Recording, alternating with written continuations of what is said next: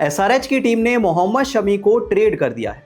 राहुल चाहर और अभिनव मनोहर रिलीज हो चुके हैं और अब ऑक्शन में जाने के लिए एसआरएच के पास लगभग 25 करोड़ का पर्स अवेलेबल है। अब एज यूजुअल आप मेरे 2 सवालों के जवाब दीजिए।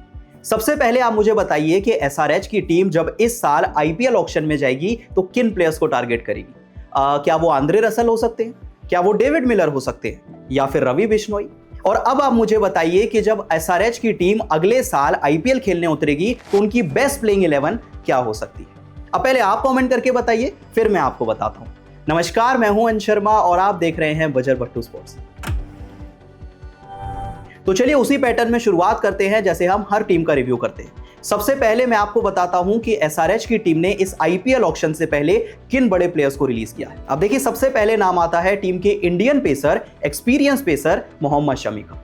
अब मोहम्मद शमी को एसआरएच की टीम ने लखनऊ सुपर जायंट्स में एक ऑल कैश डील के थ्रू ट्रेड करने का फैसला किया। अच्छा, इसके अलावा इस लिस्ट में एडम जैम्पा का नाम है, राहुल चाहर का नाम है और अभिनव मनोहर का नाम है। ये कुछ बड़े प्लेयर्स हैं जिन्हें एसआरएच की टीम ने रिलीज करने का फैसला किया है। यानी कि जब एसआरएच की टीम इस साल आईपीएल ऑक्शन में जाएगी तो उनके पास जो पर्स अवेलेबल होगा वो 25 करोड़ और 50 लाख का होगा। अच्छा, इसी के साथ एसआरएच की टीम को अब 10 स्लॉट्स ऐसे हैं जिनको फिल करना है और 2 प्लेयर्स आप ओवरसीज चूज कर सकते हैं। अब चलिए सबसे पहले हम एसआरएच की एक प्लेइंग 11 बनाने की कोशिश करते हैं। एक एक करके 11 प्लेयर्स देखते हैं और फिर देखेंगे कि कौन सी जगह खाली नजर आती है और किन प्लेयर्स को एसआरएच की टीम ऑक्शन में टारगेट कर सकती है। अब देखिए, सबसे पहले अगर एसआरएच के ओपनर्स की बात करें तो फायर एंड फायर का कॉम्बिनेशन यानी कि अभिषेक शर्मा और ट्रेविस हेड। अब देखिए, यहां पे तो कोई बदलाव की गुंजाइश नहीं है। इसके बाद अगर मिडिल ऑर्डर की बात करें तो ईशान किशन खेलेंगे एज अ विकेट कीपर में भी। उसके बाद नीतीश कुमार रेड्डी आएंगे और एंड्रिक क्लासन होंगे जिन्हें 23 करोड़ में दोबारा से रिटेन कर लिया गया है। अब अगर फिनिशर्स की बात करें तो एसआरएच के जो पहले फिनिशर होंगे वो अनिकेत वर्मा हो सकते हैं, जो कि पिछले साल एसआरएच के लिए डिसेंट खेले थे। अच्छा, अब पहली जगह आती है जहां पर एसआरएच को या तो एक फिनिशर चाहिए या तो एक ऑलराउंडर चाहिए।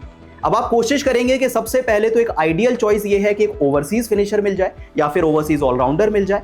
अगर वो नहीं मिलता है तो एसआरएच की टीम फिर किसी इंडियन प्लेयर की तरफ देखेगी, लेकिन ये पहली जगह है जिसे एसआरएच की टीम को ऑक्शन में जाकर फिल करने की कोशिश करनी है। अच्छा, अगर बॉलर्स की बात करें तो एसआरएच की टीम में 3 प्लेयर्स तो कंफर्म नजर आते हैं। सबसे पहले कप्तान पैट कमिंस, उसके बाद हर्षल पटेल और तीसरे हो सकते हैं हर्ष दुबे।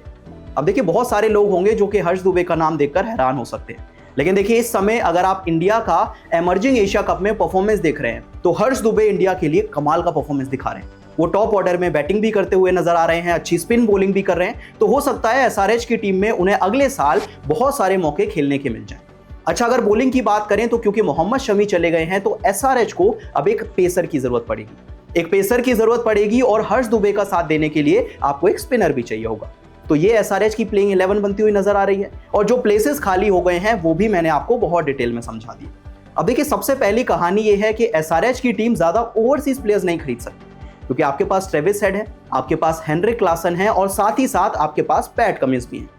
एक ही ओवरसीज प्लेयर है जिसको आप प्लेइंग 11 में एंट्री दे सकते हैं। तो जब एसआरएच की टीम ऑक्शन में जाएगी तो उनका जो फोकस है वो इंडियन प्लेयर्स पे थोड़ा सा ज्यादा रहने वाला है। तो चलिए अब जरा उन प्लेयर्स की बात करते हैं जिन्हें एसआरएच की टीम ऑक्शन में जाके टारगेट करने के बारे में सोच सकती है। तो देखिए, सबसे पहले आपको चाहिए एक ओवरसीज फिनिशर।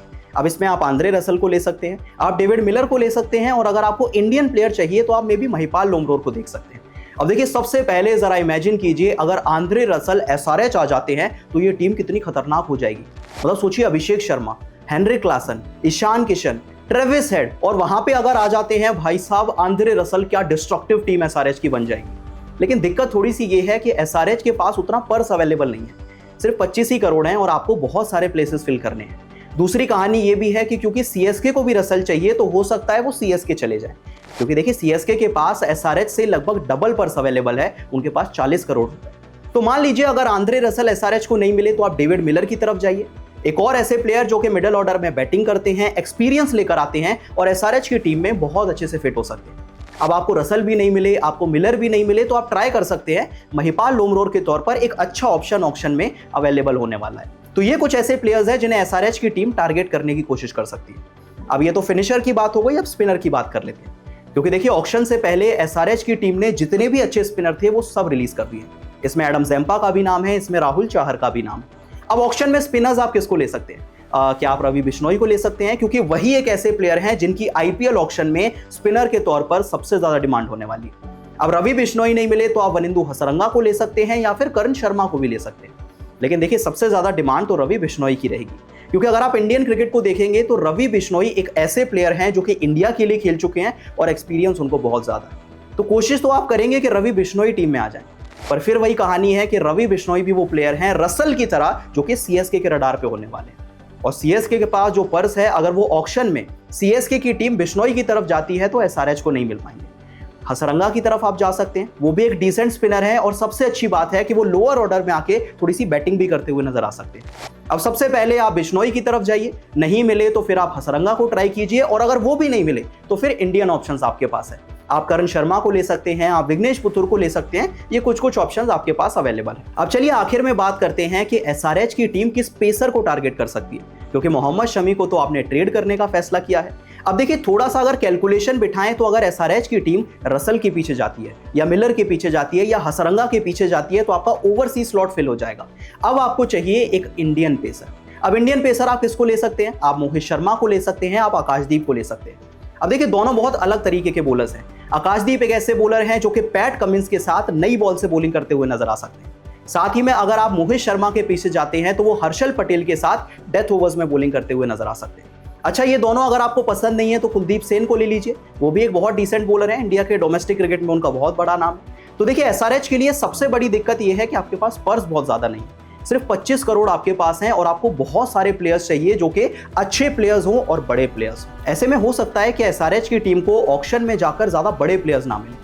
मे बी आप मोहित शर्मा को देख सकते हैं, आप आकाशदीप को देख सकते हैं, आप महिपाल लोमरोर को देख सकते हैं। ये कुछ प्लेयर्स हैं जो कि एसआरएच के रडार पे हो सकते हैं इस साल के आईपीएल मिनी ऑक्शन में।